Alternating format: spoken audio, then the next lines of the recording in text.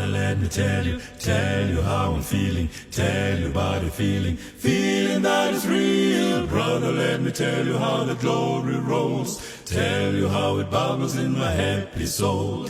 Happiness is free, it's never bought or sold. Let me tell you how I feel, let me tell you. Good morning. It's Monday morning, but not your typical Monday morning. I'm guessing your weekend probably wasn't all that normal either. Becky and I were able to do some traveling. This is a map that we used to plan that out. Not exactly a weekend trip, but I hope you're having a weekend or had a good weekend or having a good day today as well. I want to share a few things this morning, hopefully to help you have a better day and a better week and just a better experience through all of this crisis and through life in general as far as that goes. There's a guy named Dr. David Burns that I have spent a little time with his written material and used quite often in counseling situations.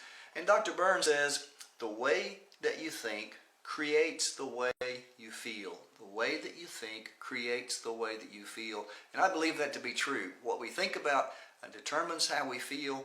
If we're feeling bad, if we're feeling down, it's a pretty sure bet.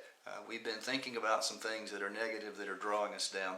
Change the way you think, you change the way you feel. Change your thinking, change your life, I've enjoyed saying. And I think that's so true, and I think that's part of what Paul was talking about long before Dr. Burns. Paul wrote to a church in Philippi and had some things to say about rejoicing always and learning the secret of being. And one of the things he says is in chapter 4 and verse 8, and he gives a list and he says, think on these things. And by giving that command again, he is implying control. We can control what we think about, and that in turn has a lot to do with how we feel, and whether we're learning the secret of being content and able to rejoice, as he also talks about. Paul's letter is a letter about thinking. It's about attitude, about mindset. 10 times in just 4 chapters, he uses a word that's translated as thinking or mind or attitude. And he talks about that Christians need to all have the same mind, same way of thinking, and that part of that is you need to have the same thinking, have the same mind as Jesus Christ in chapter 2, verse 5.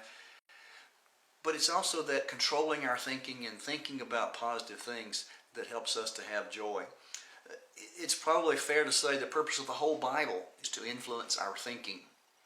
It tells us a story, and it tells us things about how God feels about us and what he does for us that are designed to change the way we think. We're not supposed to think like the world does. We begin to think like Jesus does. And the result is the fruit of the Spirit and the joy that God wants us to experience. So I want you to give some thought today. Just think about how you think. Think about what you spend your time thinking about. And if you find yourself feeling anxious, if you find yourself feeling sad, if you find yourself feeling negative things, there may be things in the circumstances that certainly warrant some of that, but know what you're thinking. And in all those things, look for some positives, look for things to be thankful for, look for hope for the future, all things that will help us have joy along the way. Change your thinking and change your life. I like what somebody has said, never put the key to your happiness in somebody else's pocket. We can control our thinking so we can control our level of contentment. Even in the middle of a crisis, like Paul did, sitting in jail. Think about that. Let's have a good day. There's a music ringing deep within my soul. I can feel it bubble, I can feel it roll. Then I get a feeling that I wanna shout. Makes me feel so good, I gotta move about.